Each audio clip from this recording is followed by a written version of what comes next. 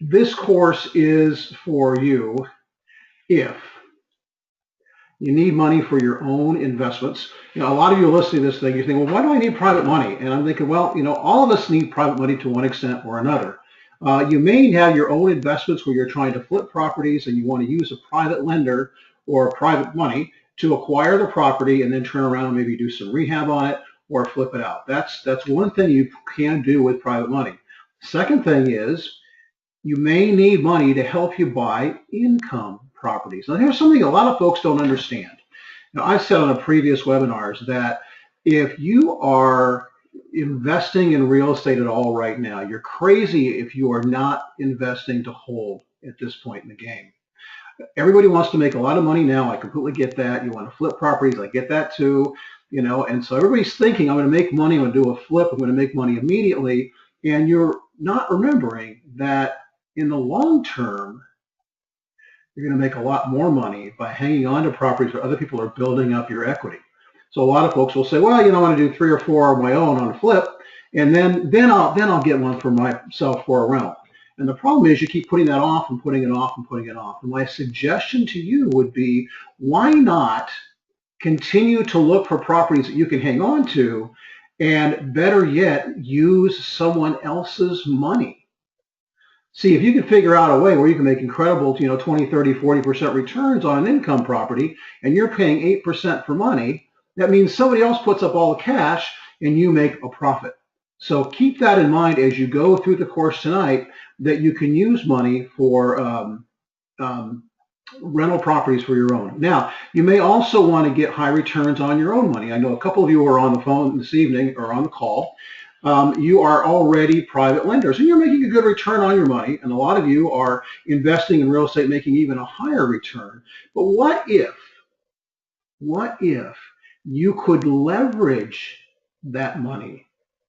You could leverage your money along with somebody else's money. They get a return, you get an absolutely higher incredible return, so you're getting more money on your money, or higher returns on your money by leveraging it.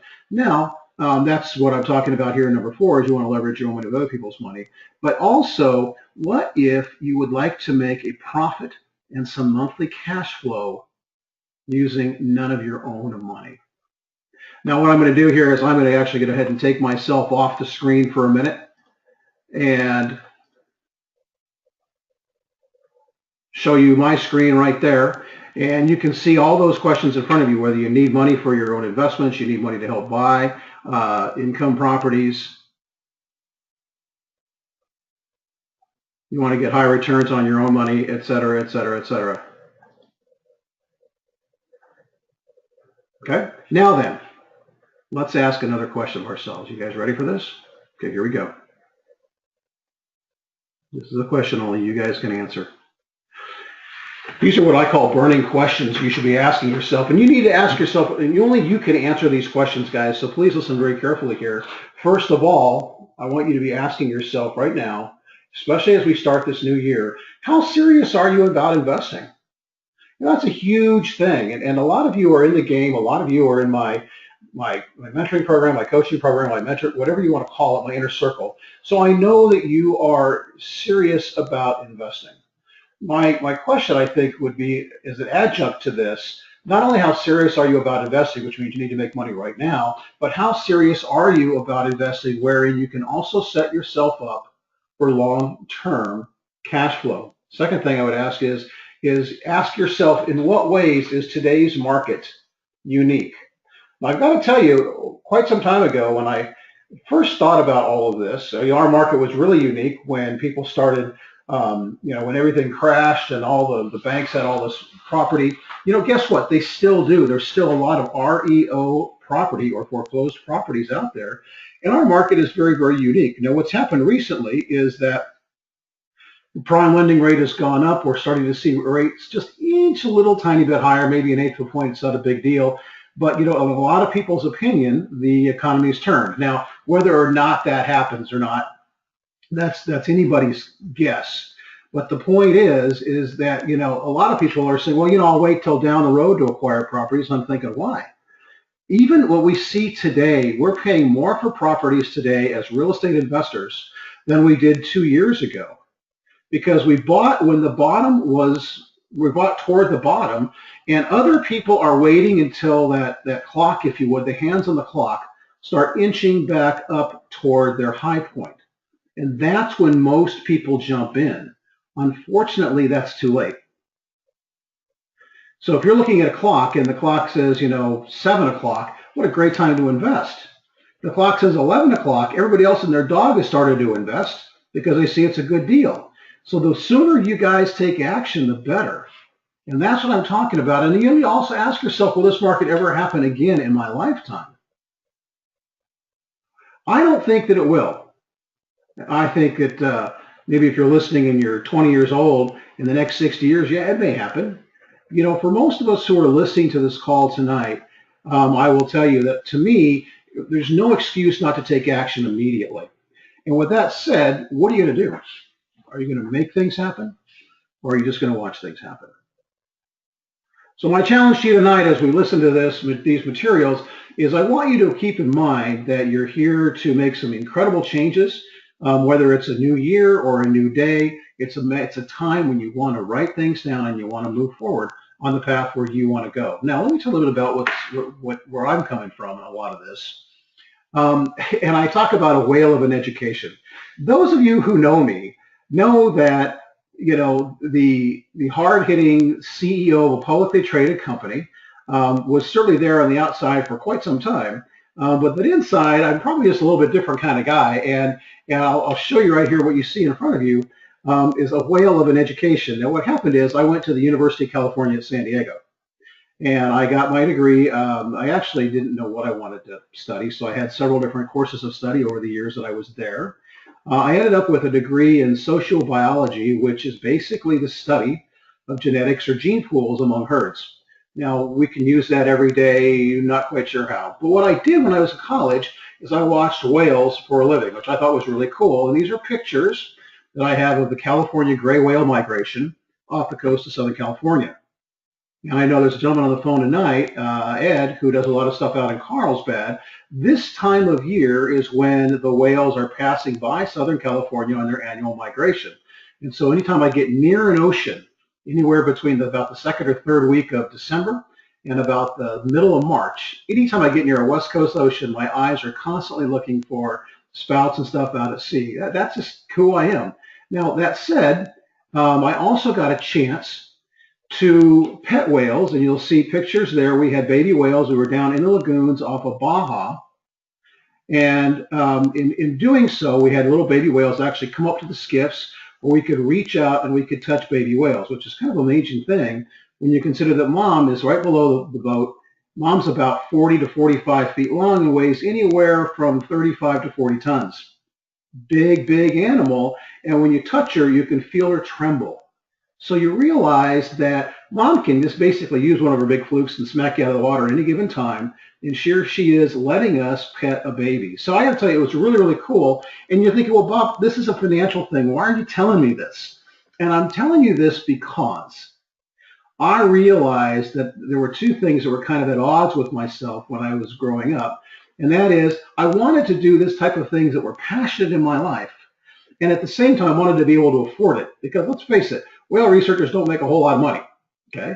And I chose to make money. So I'm looking at, well, how do I make money so I can go out and watch whales more often? And what I found out was I did a study, and there's a graph on the screen in front of you, that, if you want to break down the top 5% of all the well-to-do and of the wealthy, of that 5%, roughly 10% are CEOs and presidents. Roughly 10% are doctors and attorneys, salespeople, 5%, entertainers, people who inherited their money, about 1%, and the majority are entrepreneurs with residual income. And so I'm thinking to myself, well, so what kind of business should I be in? And that's what it hit me. That's what I wanted to be in. Now, the dose of reality is, for me, I wanted to retire early, and I wanted to retire wealthy so I could go watch whales for a living. I wanted to take care of my aging parents. My dad was 53 when I was born, and both my parents have since passed on. So that was a big, huge thing for me, and I thought that I had to become a serious entrepreneur to make a whole bunch of money. Okay. Well, what happened was I met a couple in San Diego, and there's pictures of them on the screen in front of you. And that couple's name is Chris and Karen Sickles. Now, Chris and Karen, Chris was a biology teacher, and Karen, his wife, was an art teacher. They invested some of their hard-earned cash in a small little company that made heart valves or heart pumps. And the company was picked up by Warner and Lambert. Instantly, the original investors in this little company, about 8 investors, Chris and Karen were considered 1 out of the 8, became instant overnight millionaires. And the view you see at the bottom of the screen is a view from their house up the coast of California, overlooking Scripps Pier and looking up through, there from Mount Soledad. And the other view that you see there in the middle is the U.S. Grant Hotel, which Chris ended up, now that he had some money, he went and learned how to become a developer and actually completely revitalized the U.S. Grant Hotel, went in and completely redid the whole thing and then turned around and sold it. Now, what was cool about it was they had a limo, but Chris also drove a Jeep. And on his Jeep was an I Love Whales bumper sticker. And I thought, how cool is this, that these are real people? Because I came from a background that my dad was a barber. And so I didn't come from money. I didn't go to school really to learn finances. I went to school to learn how to watch whales for a living. And so here I am, and I'm looking at people with money thinking, gosh, how do I get that? I'm in their house all the time, and just great, cool people. And here's what I learned from Chris and Karen. Here's what I learned, that you don't necessarily need to be self-employed. These guys were teachers, okay? You don't need to make a lot of money. You don't need to be rich, and certainly you don't need to have a genius IQ or be a math expert. And a lot of you think that those are the things that are required in order for you to make some money in this world. I'm here to tell you different. What I'm here to talk about tonight is how to get your money to work for you, or to put other people's money to work. And what I learned, I read Rich Dad Poor Dad by Bob Kiyosaki. Great book. If you've never read it, you need to. But I learned that number one, you need to learn the value of compounding. The other thing is, as you make investments, you need to reduce your risk and at the same time get a consistently higher yield. It's really funny. I have a lot of private investors with whom I work. And one of the things that I've done is actually educated them, because they'll hold out and they'll say, well, I want a 12% return. I'm like, okay, great.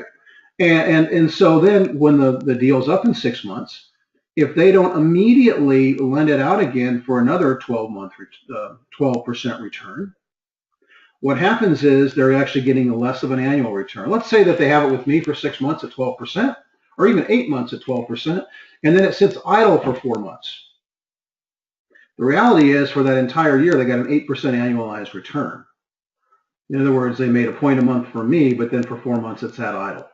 Okay, so one of the things that you're going to be teaching, I'm going to be teaching you over the next 2 weeks, is I'm going to be teaching you how to show your investors where they can get a consistently higher yield and also get a constant yield and not a haphazard one. What I mean by that is, one of the things that you're going to do when you're educating your investors is you're going to be working with them and showing them that when they're investing in real estate, they're getting a regular return. It's not the stock market that goes up and down. They don't have to invest in offshore oil wells or anything, new companies or whatever. Basically, they can get a constant yield and not a haphazard one. And ultimately, you need to make your money work for you. So again, from Chris and Karen, I learned that it's what's between your ears that makes you money. It's not going out and swinging a hammer. It's not going out and you just got to get your money to work for you. Now tonight, I want to teach you how to not only get your own money working for you, but how to get other people's money working for you as well. Okay. So for instance, you're thinking to yourself, gosh, okay, that's great, Bob. I know I need money and blah, blah, blah. Well, where do I get the money? And I'll be showing you in the Private Money Cash Machine course. And we're going to be talking about self-directed IRAs. Now, some of you already have self-directed IRAs and want to invest. And that's great, because whether it's a self-directed IRA or a 401k, you're off and running. But you know what? Why not use other people's money, other people's IRAs, and help them get a bigger return. Get them to do a self-directed IRA and show them how to make a whole lot how to make a whole lot more money than they're currently making in, we'll pick an investment. Okay. Now, you can also get the money from private lenders, and we'll be spending an inordinate amount of time, actually the majority of the course, over the next 10 modules, talking about how to get private lenders and create relationships with them, showing them and teaching them how to use their IRAs. I'll also talk with you about building a business line of credit. That's just going to be brief, because again, we're talking about private money in our Cash Machine course. But I'm letting you know that you can get a business line of credit, and you can also get, you'll also be doing with something called crowdfunding. Now, crowdfunding is going to be SEC regulated, and so I want you to be very careful here when we talk about money over the next 10 modules. I want you to think a couple of things here. Number one, we're going to be spending a lot of time working with private individuals and teaching them and becoming associated with them so that you don't have to go through the SEC. Now, some of you are all excited because, oh, the SEC allows crowdfunding. And I got to tell you, it's a whole different animal out there, guys. So keep that in mind. Keep in mind also that I'm teaching you to build relationships and how to actually convince people to work with you and teach them how to get higher returns. And I'm going to diss, D-I-S-S, a lot of these guys who are out there selling you names as part of their program. They're selling you names of private lenders in your area. Okay? Now, the reason is because when people call me and say, hey, Bob, can I get a list of your private lenders? I'm going to say, no. Now, why wouldn't I give a list of my private lenders? Well, it's real simple. The private lenders have a relationship personally with me. So am I going to call my private lender and say, hey, you need to loan Joe some money? I don't know. Probably not. Okay. Now, some of you guys who are in my inner circle, I'm going to go ahead and put the two of you guys together and let you work things out on your own. What I'm saying is that the private money relationship, if you think that you're going to leave a list of people for private money that you don't know, I got to tell you, folks, you're going to have to create a relationship with them. You're going to have to create trust for them to write a fairly large check for you. Okay? So let me teach you the way that I've gotten private money over the last years and show you the step-by-step examples of how we're going to do this. Okay? Now, let me give you a couple examples here so that as we move on, so you completely understand where we're headed. A lot of you are going to be using private money to get, maybe to pick up on some properties. Okay? And you're thinking, well, if I get a $65,000 property, but I only paid 50 grand for it, and I'm getting $650 a month times 12 months, then basically I'm making $7,800 a year. And then a lot of you erroneously are thinking, well, if I made $7,800 a year, but I only paid $50,000 for the property, then I'm actually making a 15.6% return on my money. And the reality is that's completely 100% wrong, because as we all know, there are other costs associated with investing. Let's look at the reality here. Let's say that same $650 for 12 months, but then let's take that same property and look at taxes and insurance, look at a management fee of 10%, and realize that your cash flow on this property is going to actually be closer to $6,000 than it was to $7,800. And when you look at that, and you take that $6,000 and you divide it by the $50,000, you see that your return is really more like 11.99 or 12%. Huge, huge difference. Now, as you're investing, and again, you're going to be using other people's money to do so, one of the things I want you to remember is that there's also what's called an internal rate of return. And a lot of you have seen this diagram before. I know that I've used it. And for those of you who are math geeks or engineers or both, you can see that there's an actual equation on the screen in front of you for internal rate of return. I personally don't use that. Here's what I like to do. It's the rule of thumb for me. I realize that I picked up that I'm getting a 24-month return. Let's just say for the next 24 months. Okay, so that's what I'm looking at. I own the property for 2 years. Now, what do I get in equity return? Well, remember, I bought a $50,000. I paid $50,000 for a $65,000 property. So I've got a little bit of cushion built in. That's actually a return to me. Now I also have a 12% I'm making on my payments. So my internal rate of return is closer to about 26%, which is still not a bad deal. Of course, the real IRR counts appreciation and depreciation. I have not counted that in my figures. Again, I just want to go fairly easy here to show you guys what we're talking about. Now, one of the things I want you to remember, and write this down, because I know that I got a note deal from one of you today, and I want to make sure that you completely get this, okay? The higher your leverage is, the lower your risk. And what you're doing is like you're getting a high yield and a low risk. So you're going to remember that anytime you invest in a property or a note, your investment to value or your ITV is key. Now, in a lot of these examples, I'll project a 2-year holding, but in this case, I'll leverage other people's money. So what I want to show you here is I want to show you how I've leveraged my my purchase. So instead, okay, I paid 50 grand for the property, right? But now what I'm going to do is I'm going to use other people's money. I'm going to season it for 2 years, which means that here's what's going to happen. I paid $50,000 for the property. And now what I'm going to do is I can go get a private loan for 70% of that, $45,000, whether or not it's a conventional or a private loan. Basically what I've done is I've taken my 50 grand and I pulled 45 grand out to reinvest elsewhere. Okay. The cost of me doing that is going to be just under $300 a month. Now remember, by me doing that, I still have $5,000 invested. Okay. So here's what I've done. I've got $5,000 still invested in the property. And now I've got a $45,000 loan on it, on a $65,000 property. Now, here's what happens. I still have my income, my return on investment income, which is my net rents of roughly $6 grand a year. Now I've got a mortgage payment based on that 5% of $3,563 a year, which means that I'm making $2,431.24 a year. But I only have $5,000 invested, so what do I come up with? A 48.62% return on my money. Now, why did I just show you guys this? It's pretty simple.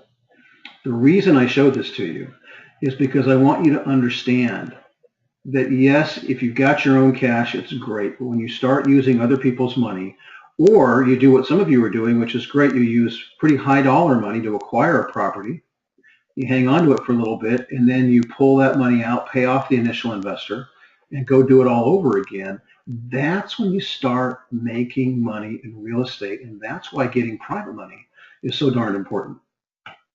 Okay? Now, let's look at investing in notes. A lot of you guys know me as the note guy, as the paper guy. I love paper. Real estate's great, but I love paper backed by real estate. That's just a whole different animal. So again, we have the same issues. ITV is the key. Remember, too, that the note investor inherits the lien position. Okay, so again, if I'm buying a first lien or I'm buying a portion of the first lien, I'm going to be in first lien position. I may not buy the full, I'm going to buy a partial, but buying less payments lowers my risk. I'm going to give you an example here in just a second. And again, why am I telling you this? Because whether it's real estate or whether it is notes, doesn't matter. What matters is what you are doing with the money and how you're leveraging and the kind of returns that you're getting, okay? And the fact that you're not spending your own money. So for instance, let's just look at this. Let's say that I paid $21,000 for a portion of a $100,000 first lien note. What would that look like? Well, time value of money says that because money is worth more today than it is in the future, and the more money the seller gets now, the less he gets overall. And this is something I did a note pricing today. I want to make sure that you guys completely understand this. Just the opposite's true. The less money they get now, the more he gets overall. So for instance, by me buying a whole bunch of, let's say the $100,000 notes, and I buy all 360 payments at a 14% yield, I can only pay $74,000 for that note. So there we go. That means the more money the seller gets now, the less he gets overall. He gets 74 grand now, doesn't get a dime. But what happens if I buy some payments now, let's say 29 payments, and I pay 21 grand, and the seller gets the money back, gets the note back after 29 payments. The note is still worth 98,555, Tony. So understand that when I'm talking with you guys about investments and using private capital, whether it's to invest your own money or if you're a private lender, or if you want to borrow somebody's money in order to invest it, it's really, really important that you learn the calculator and you learn what you were doing. So again, all of you have seen my materials. Everybody who's on this call knows that I've got a good calculator thing. If you're unfamiliar with it, I want you to jump back in and work on getting that calculator. Just practice, practice, practice, practice, practice. Now, let me talk with you guys about reasons for paper itself. Okay? And again, I'm coming from a point of view where I am really all about paper. I love real estate. But I also know that if you are investing your money, what a great return is on a paper. And if you want to buy paper and you don't think you've got the money, why not get that money from somebody else? So what I'm going to do now is I'm going to change gears just a little bit. I'm going to show you some techniques where you can make money using somebody else's money. And this is all leading up to how we're going to get that money starting tomorrow when we start our Private Money Cash Machine course. So let's go ahead and look at that right now. All right, so we are looking at getting high personal yields. Now, there's a lot of reasons that I teach paper and a lot of things that I include, but understand that I'm really all about getting high long-term yields because I don't want to, work in the 9 to 5 for, forever in my life. Let's go ahead. We want to retire.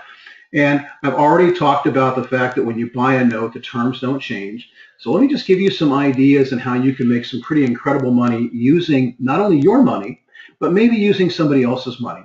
I have a gentleman in this group who says, I'm going to get, he wants to buy a portion of the note. He's going to get a, 12, 15% return. He goes, that's pretty good, right? I go, yeah, it is. But let me show you something you can do with paper that gives you even a higher return. The gentleman you see on the screen his name is Henry Dvorkin. Henry's passed away. He passed away about 2 or 3 years ago. Henry was in the note business before there was a note business, and just a neat guy. And what Henry did is he used to buy in his little town up in North Texas, up the Panhandle. He would buy, if someone was carrying back a mortgage, he'd buy 12 payments for 10 times the payment amount. So, for instance, if the payments were $500, he'd pay $5,000 for the right to receive 12 payments of $500. Well, when you run this through your calculator, and you're going to put 12 into N and 500 or negative 500 into payment, and you're going to put 5,000 into PV and 0 into future value, and you solve for interest, you're going to get a 35.07% return. And after those 12 months, you can buy more payments. Now, think about this for a second. Who wouldn't like a 35% return? Especially because it's a low initial investment. It was only $5,000. Low risk, relatively short term, and almost no discount to the seller. But let me ask you this. What if you don't have the $5,000? Could you borrow that $5,000, secure it with a lien against that property, pay 6, 7, 8% on that $5,000. You're getting a 35% return on that $5,000. And so now, if you're paying out, let's say 6 or 7%, and you've got 20 or 35% coming in, now you're making a 28% return. Actually, you're making an infinite return because you have no money invested of your own. Guys, that's what I'm trying to teach you about private money is a lot of you just, you're not getting it. You always want to get the private money and go flip properties. Well, that's great, but why not set up some long-term residual income for yourself and also give a long-term return to the people who are trying to, who want to invest their money, okay? Let me give you another note deal that I just find is totally sexy, and it's something that a lot of you guys can do. Let's say that we have a $100,000 note, 30 years amortized with 10%, with a monthly payment of $877.57. That means that if I'm looking at a note to buy, I could, in theory, buy all 360 payments. Okay, now if I did that, okay, we already talked about if I did that earlier, I bought that at a 12, 14% yield, whatever, I could pay, $74,000 for it. But what about this? What if I went to the note seller and I said, how much do you need? The note seller and I went back and forth, and he said, you know, I only need about 50 grand now. I said, well, I'll tell you what, if you're willing to just sell off a portion of the note and take a portion of your money now, you'll come out better in the long run. So for $50,000, 180 payments, so I'll buy half the note. I'll buy half the payments for half the remaining value on the note. So if the note value is 100,000, I'll pay 50. And if there's 360 payments, I'll buy 180. Well, when I do that, I call it half for a half. I actually double the yield on the note. So whereas the original yield was 10%, now my yield is 19.98%. I could even take it higher. Now, at 19.98, when the note reverts back to the seller after those 180 payments, he is still owed $82,664. What does that mean? Well, it just means something real simple. It means that he gets 50 grand now and $82,000 in 180 months. I make a 20% yield on my 50 grand. Now I'm thinking, okay, well, that's not bad. But if I only have 25 grand and I wanted to buy a fourth for a fourth, hey, Mr. Seller, I'll buy the next 90 payments for 25,000. What that does is it takes my yield up to 39.91% return. Now, guys, let me ask you something. Could you borrow money at 7 or 8%, get a 39.91% return, make an 8% payment a year to the person who loaned you the money? They're getting a fantastic return, and at the same time, you're making all the overage because you're using somebody else's money? Of course you can. That's why private money is so important. We can do the same thing all the way down to $12,500 for 45 payments. I believe gives us a yield of 79.56% return. That's huge. Okay. So the cool thing is there's a little money required. It's high returns. It's easy negotiation, and it's high value in the note returns. Let me show you that fourth for a fourth again, just to make sure I'm locking it in. You're investing $12,500 for 45 payments, and you're getting a 79% return. Okay. When the note reverts back to the seller in 45 short months, he is still owed $97,000. So he gets $97,000 in 45 months, or that's what's still owed him, and he gets $12,000 now. That's more than $100,000 what his note's worth. Do you guys see this? I hope you do, because those returns are absolutely incredible. And what a great thing for you to do is to invest if you've got the money, but if you don't have the money, you can get the money from someplace else. Let me give you another example of how you can use investor capital to work with this. Buy a small note. Pay a small amount of money. Let's say you buy a $30,000 note for 20 grand. Now we use grandma here because when my partner actually put this together quite some time ago, grandma actually did this deal with her, and her grandma wanted 6% on her money. But she said, you know what, honey? She said this to my former partner, Jamie. She said, I want you to share the risk with me and you invest some money. So Jamie invested $1,000 and grandma invested $19,000. Okay? Everybody got that? They bought a $30,000 note. Here's what happened. On a $300 a month payment, grandma, when you figure out grandma's investment of $19,000, but in order for her to get a 6% return, which is what she wanted, she gets $95 a month. Jamie, for her $1,000 investment, got $205 a month. What does that show you? Well, you guys do figure out what the return is. The return is 246%. Now that's absolutely crazy. So folks, here's what I'm really trying to show you guys here. Private money is so important. Private money is important because you want to invest with it to flip your own properties. You want to invest in other note deals. You may not have the money. You may want to share that investment, whether it's a property or a note with somebody else. Use their money. Use a little bit of your own. Leverage your money. So you're using their money. You're getting higher returns on yours because of it. And it's all because you've got the ability to go out and get money. So that's why getting money is so important. It's certainly a tool that you need to put in your toolbox. And I'm just telling you that's where you need to go. So pay careful attention here. I want to finish this up and show you some really cool things that other things that you can use when it comes to getting private money. Okay.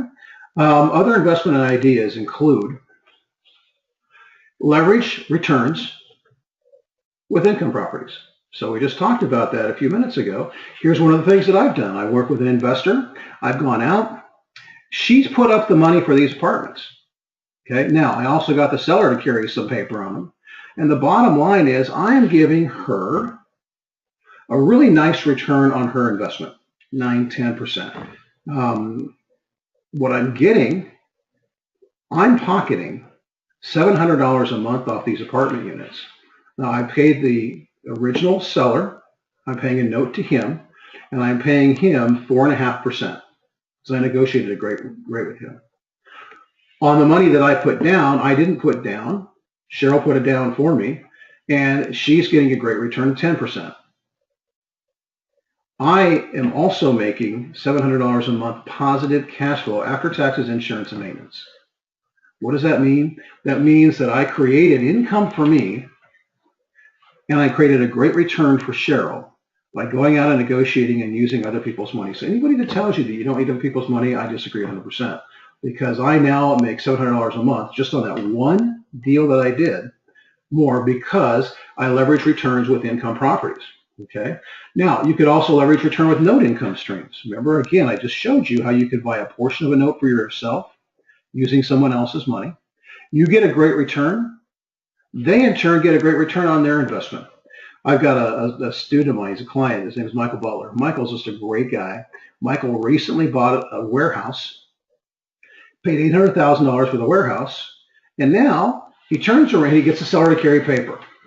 Turns around and sells the warehouse for 1.2, and he carries paper, so it's like a double wrap.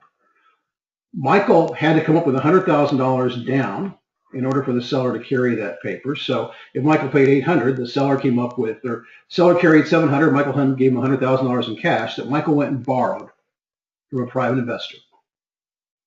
Turned around and sold the property for 1.2 for $200,000 down. So now that money comes in, Michael takes the $200,000, pays $100,000 plus interest to his investor. Michael's now, whatever he is, $90,000 richer on the front end. But here's the kicker. Michael's carrying paper. Michael doesn't own the property. He's the guy in the middle. He's carrying paper. And on the one hand, his outgo every month is a note of $700,000. His income every month is a note of $1 million. $700,000 is at one rate, probably 4.5. The income coming in is probably at 6.5 or 7. Do the math and figure out that Michael is making a great return every single month for not owning the property at all. He's just the guy in the middle. So it's not a lease option deal. It's not where he's got to go fix tenants and toilets. I mean, it's a commercial deal. He loves it. And Michael's making money on just the note deals. Now, we're all real estate investors. I know that. But Michael says, quote unquote, anybody who says that they love real estate hasn't done enough. I don't know about you, but I am absolutely all over the whole note thing. But more so, I'm important about using other people's money to do it. Now, you can use private money to build or capitalize your business. So, folks, it doesn't matter whether you've got your own money and you're investing. I've shown you ways you can get incredibly high returns. It doesn't matter if you don't have any money and you want to borrow money from somebody. I'm showing you where you could also get high returns and give them high returns. And now I'm saying there's a lot of folks standing on the sidelines right now that have money that want to help you build and capitalize your business. I've also showed you how you're going to make an overage on other people's money. And the other things you could do, you could trade second liens with IRAs. You can do all of this very, very simply by just working a little bit and learning how important it is to get private capital. Now, there's a lot of cool ways to get private capital. Let me go ahead and show you what those are. First of all, I'm going to show you 7 in the next 10 modules. I'm going to show you 7 steps to getting all the money you could possibly want. Read my lips. I'm going to show you 7 steps in getting all the money you could possibly want. You're going to be working with private investors.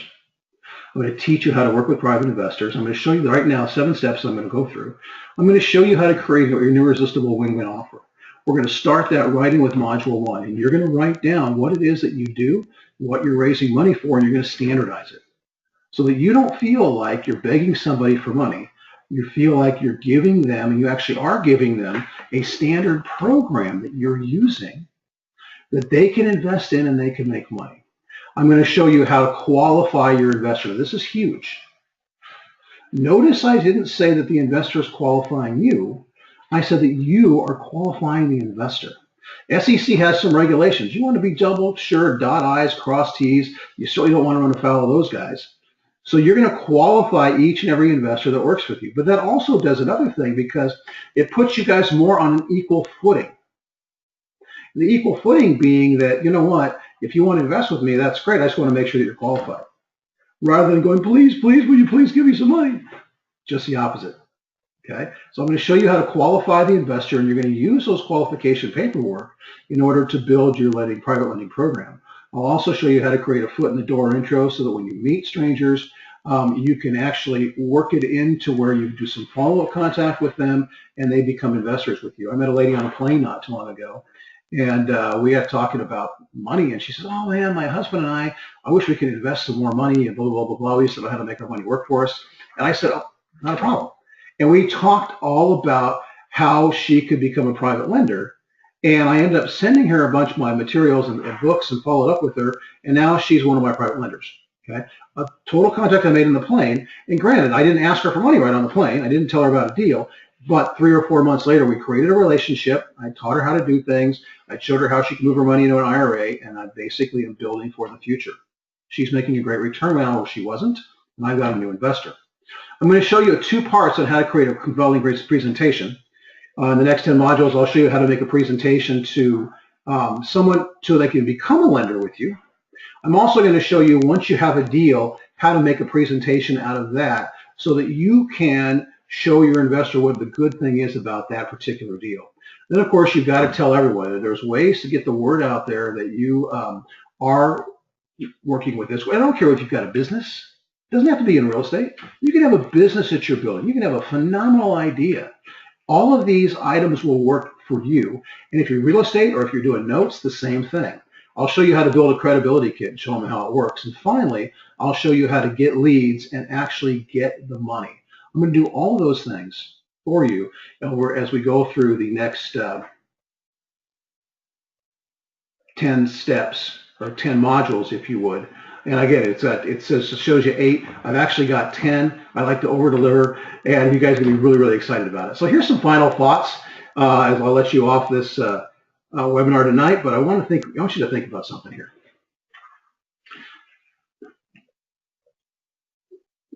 There's a great book by Jeff Colvin called Talent is Overrated. And if you'll look at the subtitle, it says what really separates world-class performers from everybody else. And the general question that's posed is, why do people succeed? And a lot of us think that people succeed because of hard work.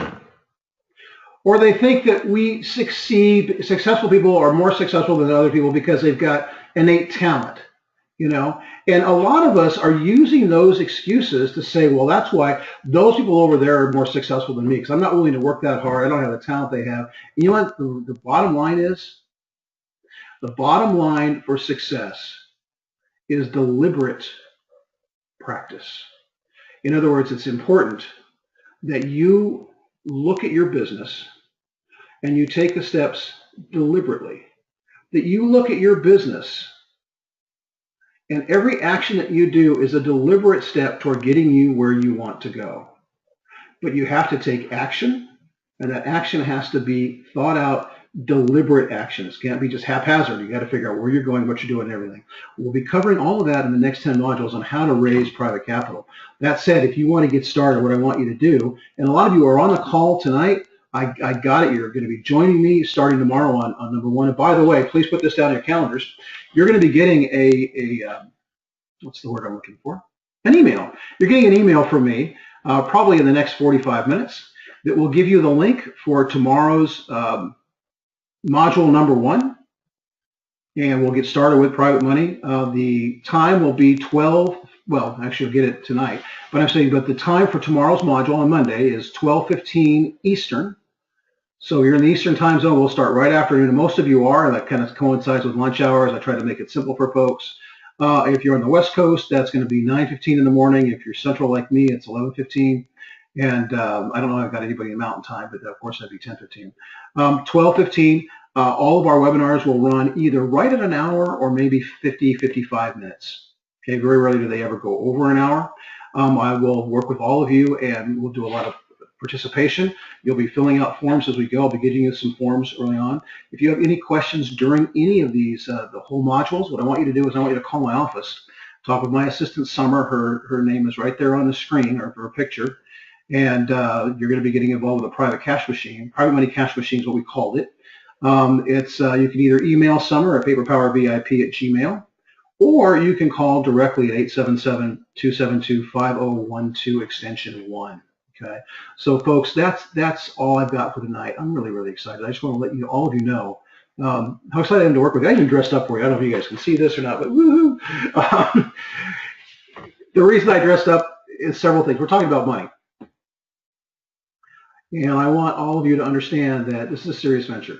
Even if we're casual, and you guys all know me as casual, Mr. Shorts and Mr. Short sleeve shirt guy, but even as we talk to other folks, understand that they're going to be buying into not only our expertise, but our passion. They're going to be buying into who we are as individuals. And if I come across as slovenly and haven't shaved and I'm wearing a t-shirt, I'm going to come across differently than if I'm wearing at least a jacket or a nice shirt. Have my hair combed a little bit and shaved or whatever. I mean, it's just a matter of carrying yourself professionally. And if you've already established professional relationships with folks, great. If you haven't, this is the way to do it. I'm not saying you need to dress up in a suit and tie to go everywhere. What I am saying, though, is that you need to take this raising private capital seriously. There's a gentleman on the phone right now. He's not he's on the phone. I will tell you that his job has been to raise capital over the last several years. It was his job. He raised commercial money to build large apartment buildings and office buildings in New York City. Okay, this guy knows how to raise capital, and whether or not you're raising it for a hedge fund or you're raising it on a one-on-one basis, the techniques are exactly the same, and those techniques will start tomorrow morning. So folks, have a fantastic night. I will see you at 12:15 Eastern time tomorrow, and hey, have a great one. Thanks again for joining me tonight, and I'll talk to you guys later. Take care.